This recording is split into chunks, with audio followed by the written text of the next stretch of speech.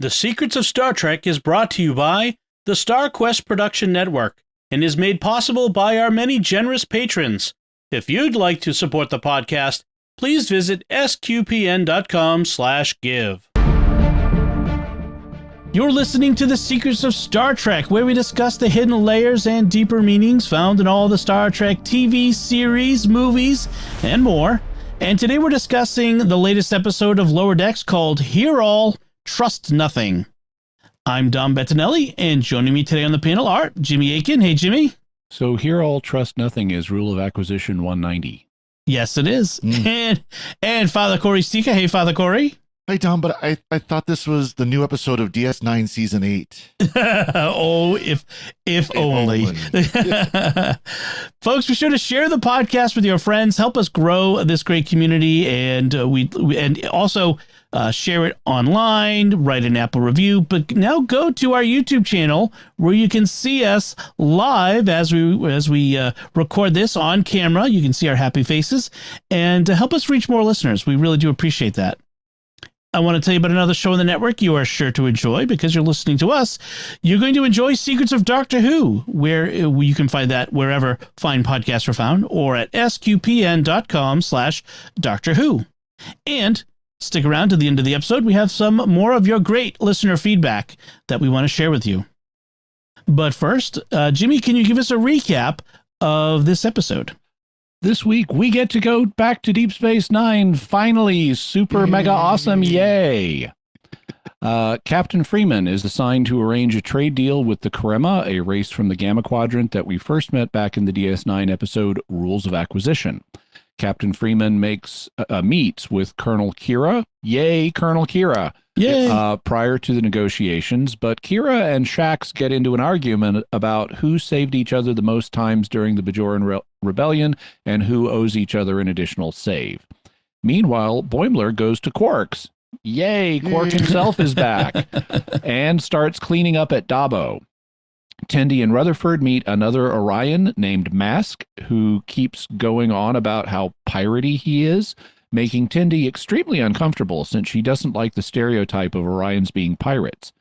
While back on the Cerritos, Mariner goes to hang out with the friends of Jennifer the Andorian, who are hosting a pretentious party or salon. This makes Mariner uncomfortable as she's trying to hold in her bossy take-charge instincts to please Jennifer's friends.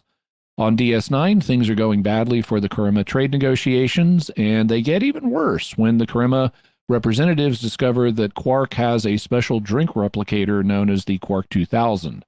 They then kidnap him.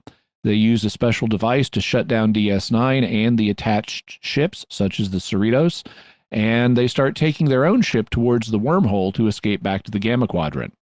Shax saves Kira during this attack, adding one more save to his disputed total. And Rutherford, Tendi, and Mesk are trapped on the Karema ship. Mesk turns out to be a total pretender. He knows nothing about Orion piracy because he was adopted by humans and is actually from Cincinnati, Ohio. But Tendi comes from an Orion Syndicate family and knows all about piracy. She uses her piracy skills to retake the Karema ship and stop it at the edge of the wormhole where DS9 can tow it back using a tractor beam. Back on the Cerritos, Jennifer reveals to Mariner that she's unhappy with her friend's behavior and wanted to see Mariner take them down. Freed of her politeness and with them all trapped in a room with diminishing oxygen because of the Karema power failure, Mariner phasers all of Jennifer's friends into unconsciousness so that they'll use less oxygen. With their ship captured, the Karema reveal that Quark stole their intellectual property to create the Quark 2000 replicator, which is why they kidnapped him. But Captain Freeman works out a deal whereby they can get most of Quark's profits from the machine and Quark can stay out of jail. Finally, while Boimler has been crushing it at Dabo, he eventually accepts a gift card redeemable for Quark merch on the grounds that they don't use money in the Federation anyway. The end. I just wanted to say right up front, we don't accept Quark merch for our T-shirts for the Secrets of Star Trek. No, we are unabashed capitalists when it comes to that. Yes, we don't even have the giant attachable Ferengi ears that Boimler bought. Yeah. So it's interesting. Tawny Newsome is apparently, she plays Mariner. She's apparently a big Deep Space Nine fan, even before. And she was so mad that her character didn't ever get to go on board DS9. They rewrote the ending so that she could be in Quark's bar for that last scene. So I just wanted to mention that. I love that bit. And in addition to Kira and Quark appearing in this episode, Morn also appears as usual, silent at the bar. That's right. Exactly. That's right. So, as you mentioned, Jimmy, the title of the episode is a reference to the 190th rule of acquisition, which, and I don't know why they picked that one, because there are others to my mind that would be more appropriate. Yeah, hear all, trust nothing. I'm not sure what. I mean, it's kind of generic. So, yeah, I'm not sure how it applies. I mean, like the 285th rule of acquisition could be more appropriate. Remember, or it's no good deed ever goes unpunished. Yes. Yep. Or even rule of acquisition number 1. Once you have their money, you never give it back. Which would be a good one. So this one was first heard in the season 5 finale, Call to Arms. So just thought I mentioned. I don't know if that had any reference to this one, but so if you recall, in a recent discussion in this season of Lower Decks, I mentioned it would be fun to have Rom and Quark show up in Lower Decks, and I'm so grateful to have that. I still want to see Rom, but I was grateful to have Quark show up, so that was a lot of fun. It is notable, and it's great to have Nana Visitor on as well as Major Kira, but one thing that is evident listening to it or watching it is in the 25 years since Deep Space Nine aired, their voices are 25 years older. They certainly are. Yeah. I mean, you could tell Kira sounded similar, but Quark did sound different. Yeah. Every once in a while. And I wonder, part of that is he played it a little bit different. And of course, did he have the prosthetic teeth to kind of, because that was part of how he was speaking. He was speaking through these prosthetic teeth on camera. And so that caused problems with his voice, but yeah, that's true. Yeah. They may not have used those. Yeah, that could be part of why I would notice that he would sound different at the beginning when he would start talking.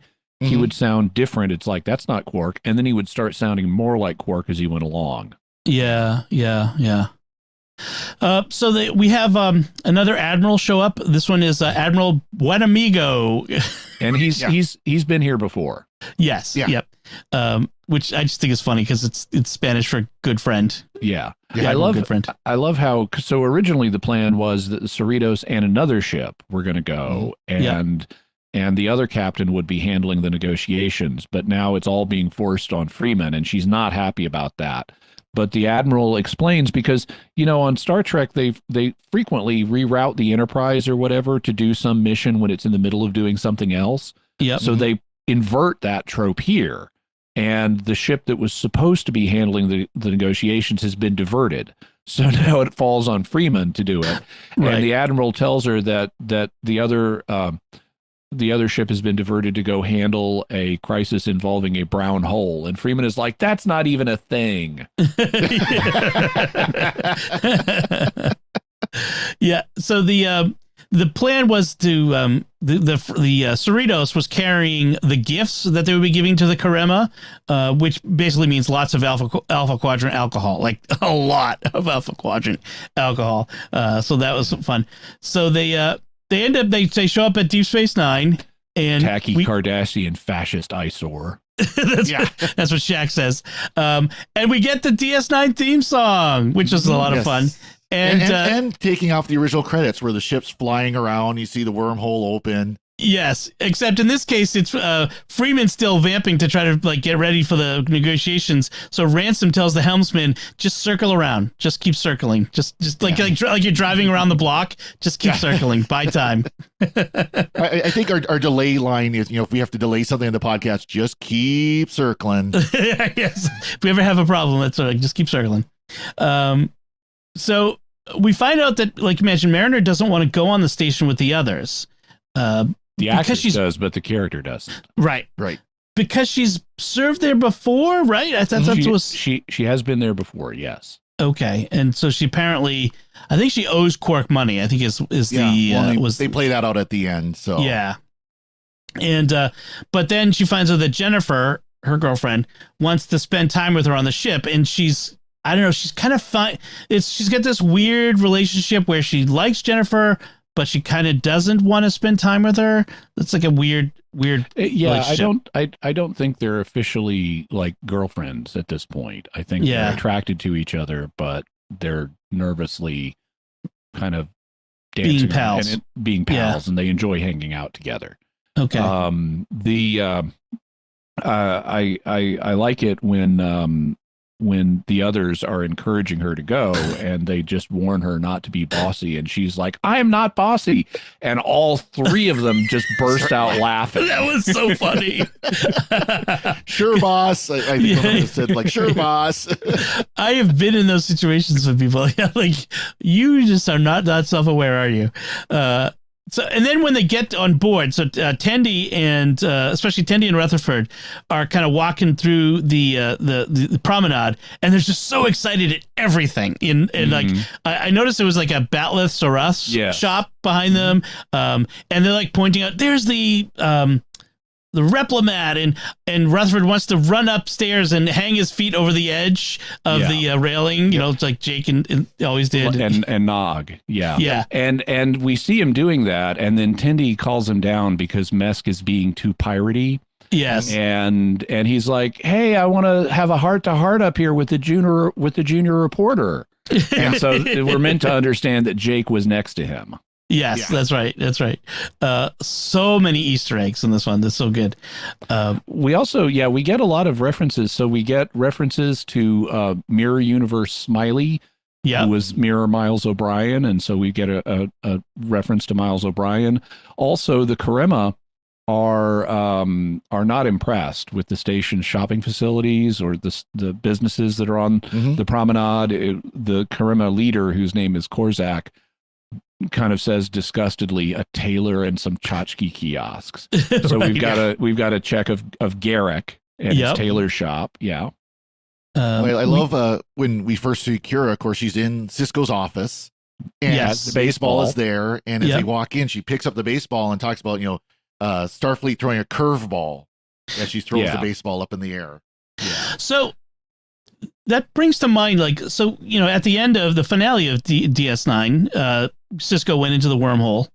And he's not back. And he's not back, which I think, especially given that this takes place, in real time, like 20-something years later. No, it's set the year after Deep Space Nine. Oh, is it? Yeah. Okay. Yeah, so this is 2380. 2381. Oh, I was thinking this was contemporary to Picard, but no, it's not. Okay. No, this is Voyager time frame, right after Voyager. Gotcha. Okay. So okay, that makes more sense, because I was going to say, like, are we canonically saying Cisco hasn't come back? But maybe in Picard, maybe. That would be kind of cool, actually, if that's a surprise for Picard season 3. Yeah. So DS9 was ended at 2375, and then this is 2382. Okay, so 7 years. Only 7 years. Right after Voyager. Okay.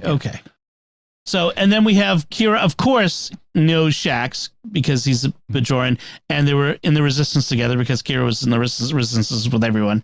I like how before the argument really starts, Captain Freeman is trying to redirect the conversation between Kira and Shax as they're reminiscing, and she says, I'm sure it was all very rebellious. And then they start fighting. Yes, that was great. Yes, who owes who, and save their lives last. They end up at Quarks. Quarks is now a franchise restaurant, which we've established not just in Lower Decks before, but in Picard as well. Yes. So in Stardust City Rag, we saw a Quarks on that planet, but we've also saw it in Lower Decks, an Embarrassment of Duplers, and We'll Always Have Tom Paris. So we saw it there. And Quark offers Freeman to set her up with a Quarks Express franchise, which is a software in-joke. I'm not sure if everybody gets that, but as a Mac nerd Quark going Express. way back, Quark there Express. was the main layout program for many years. It was like the one everywhere, was called Quark Express. So it has to be a connection. Yeah, and he wants to put it in the Academy is where he wants to put it. And he initially pitches a full Quarks restaurant.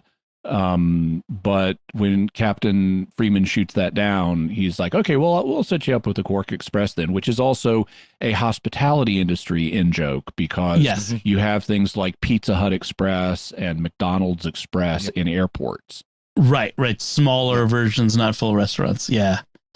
So we meet Mesk, who is the like you mentioned, the other Starfleet Orion, Orion who's in Starfleet, and he's kind of an in-joke on Worf, right? Because Worf is a Klingon raised among humans who works really hard at being really Klingon, and so Mesk is working really hard at being a stereotype of an Orion, which Tendi, we know from previously, rejects the Orion culture of piracy and all that stuff. So it really annoys her. After all, not all Orions do the piracy. Some of them have given up 5 years ago. Yeah. right. That was good. He's also got what they call an Orion multi-key, which is a kind of pirate tool it's a lot like a sonic screwdriver. It does a whole bunch of different stuff. I know, yeah. It's like the Leatherman of tools. Yeah. So meanwhile, we have Jennifer, who has invited Mariner to her salon, which is a fancy, pretentious party, which involves, with her friends, which involves candle making, which I think was so funny. And it's so pretentious, right down to the finger snaps and interpretive dance of the Kobayashi Maru, and like this, oh my gosh, so like, I don't know, just over the top. They're talking about personal battlefields, and Mariner's like, funny because this one's mine. I like how in talking with Jennifer's friends, Mariner gets another perspective on Boimler, because it turns out that Jennifer's friends think Boimler is hot and that his purple hair is sexy. Well, like all the women in the vineyard, his family vineyard, who all was like throwing themselves at him. Yeah. Oh, so, true.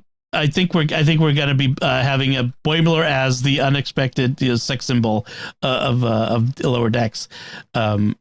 So back to the Deep Space Nine, Quark refuses to do business with the Karema, which we now find out is because he stole their intellectual property to create his replicator that can replicate everything. And at one point, I think it's Ransom who kind of points out, like, it's a replicator. They're just replicated drinks. What's so special about your replicated drinks? So, which is kind of a thing that people have pointed out is, why is Quark's on Deep Space Nine special? He's just replicating drinks and handing it to people. Can't you do that at the Replimat?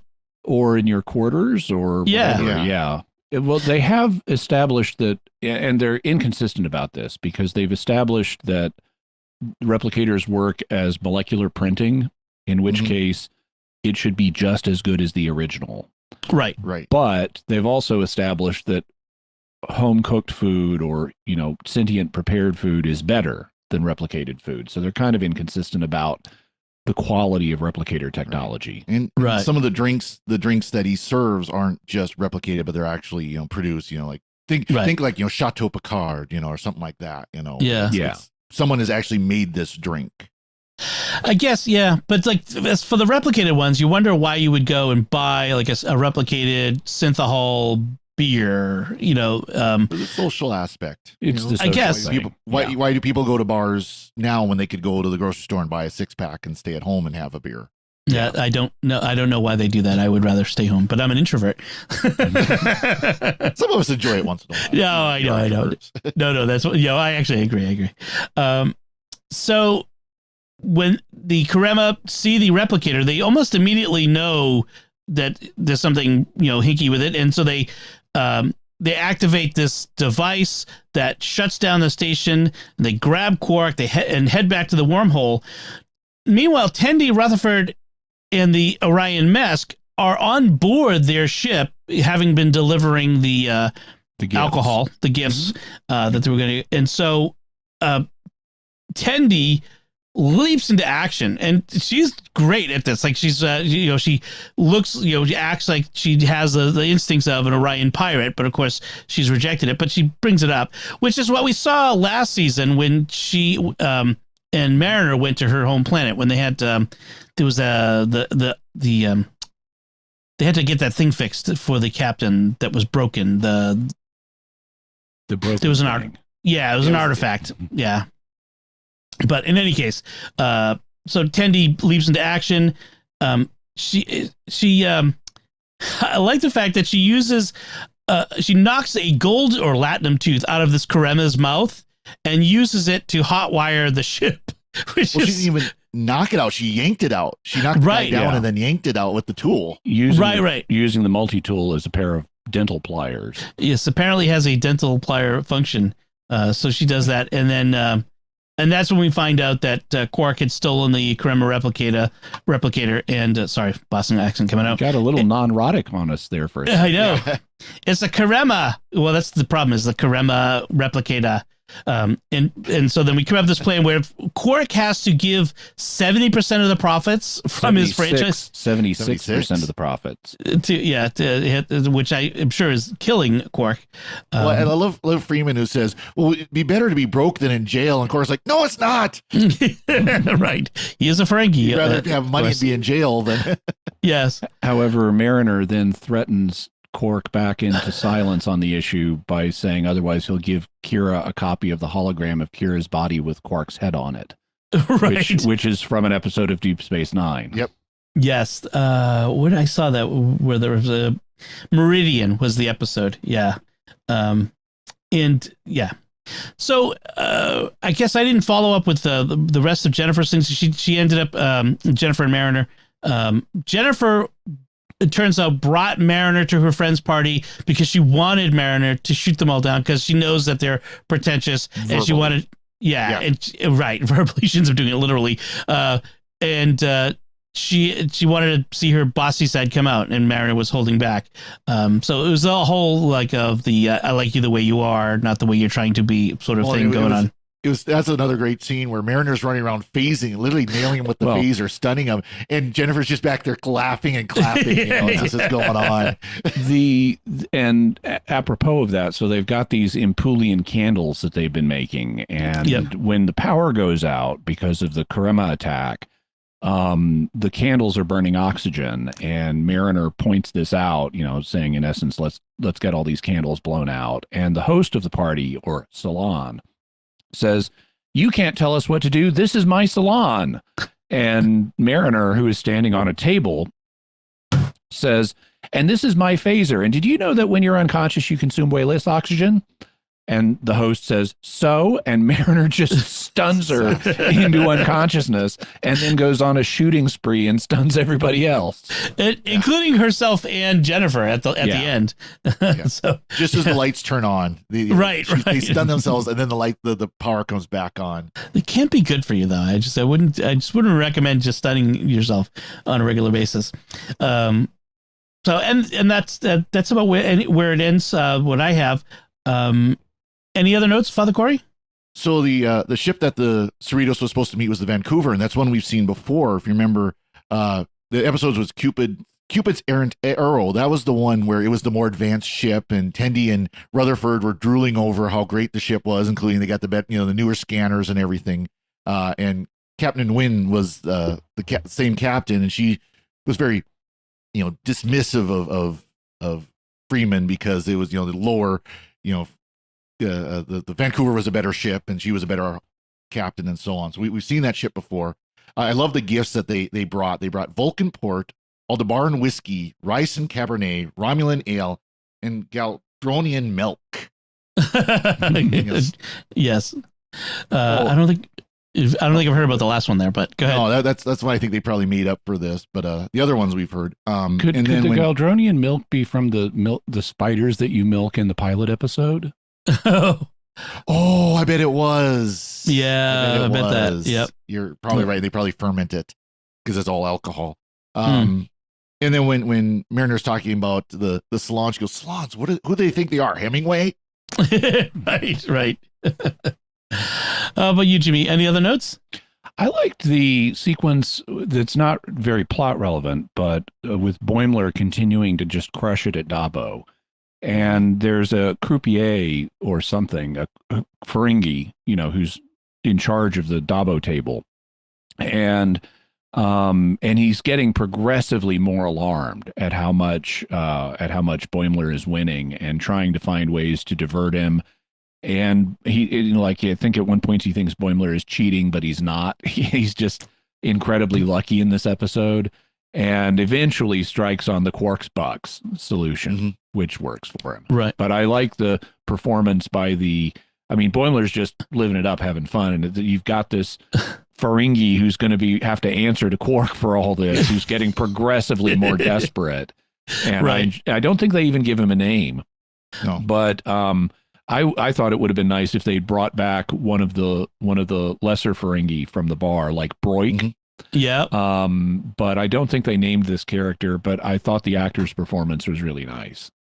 Yeah, I like this this little subplot because first Boimler does the bold Boimler, right? That's been a theme. Fortune favors the bold.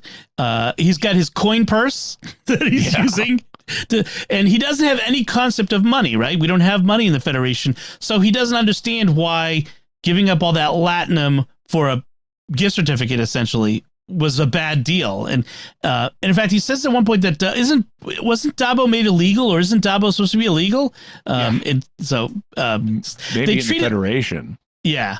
But they treat it all like that's the thing I like is it's like a theme park to them. Again, it's kind of like when they went to Montana for the warp set from Cochrane place. It's like a theme park to them, and it's how a fan would react showing up at Deep Space Nine. And I think that's one of the things that makes this episode and a lot of Lower Decks so much fun is they're acting like we would act, and they would ask the same questions of the problematic, plots and dialogue and that sort of stuff. And so I really enjoyed that part of it. So very good. Awesome.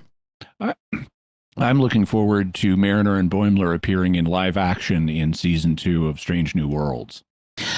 Yes, that's been confirmed. Although I want to see Rutherford and Tendi too. Mm-hmm. I'm kind of curious how they're going to do that because, again, the time period problem. So time travel must be.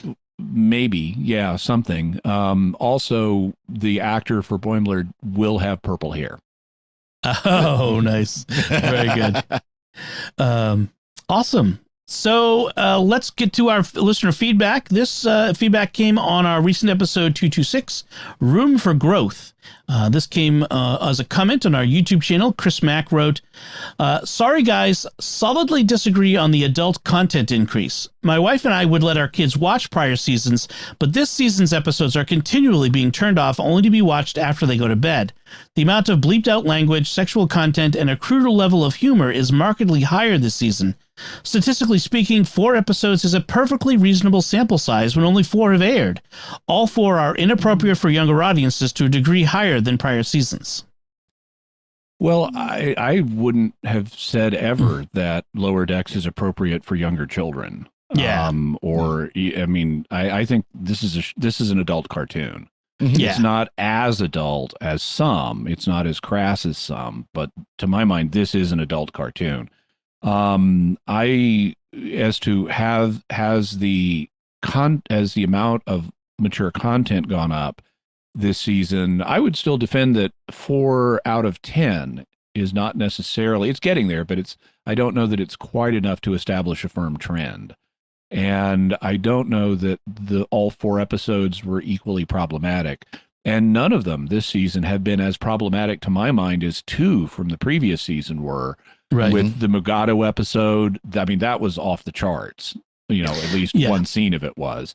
And Where Pleasant Fountains Lie was the other one. The Ren, where Billups is the Ren Fair guy who's got to lose his virginity and get married. And I mean, that was pretty intense. That was more intense than anything this season to my mind as well.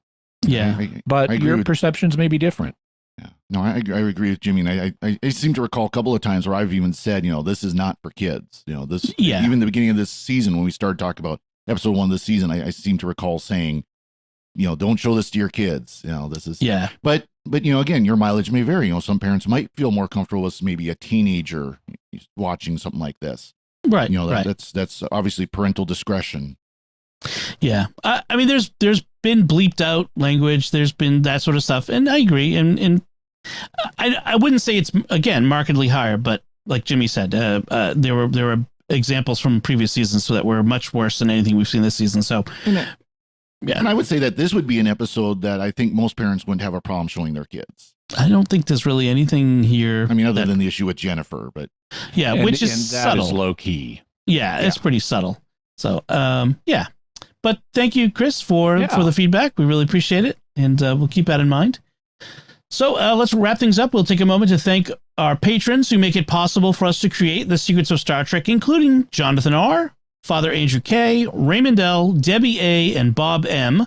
Their generous donations at sqpn.com/give make it possible for us to continue the Secrets of Star Trek and all the shows at StarQuest, and you can join them by visiting sqpn.com/give. This StarQuest show is also brought to you in part by Jacqueline Brown, the best-selling author of The Light series. Check out her new release, Altered, on Amazon or any fine bookstore. Learn more about her and her work at sqpn.com/brown. So, we'd love to hear what you think of Hear All, Trust Nothing, this Lower Decks episode. You can let us know by commenting on the show at sqpn.com/trek, our Facebook page at facebook.com/StarQuestMedia. You can send an email to trek@sqpn.com or visit our Discord community at sqpn.com/discord. We'll be back next time. We'll be discussing the next new episode of Lower Decks called A Mathematically Perfect Redemption. Until then, Father Cory Sticha, thank you for joining me and sharing the secrets of Star Trek. Thank you, Dom. Jimmy Akin, thank you as well. Thank you. Live long and prosper. And once you have their money, you never give it back. And once again, I'm Dom Bettinelli. Thank you for listening to the Secrets of Star Trek on StarQuest. And remember, I definitely didn't have Phaser All Your Friends on my bingo card.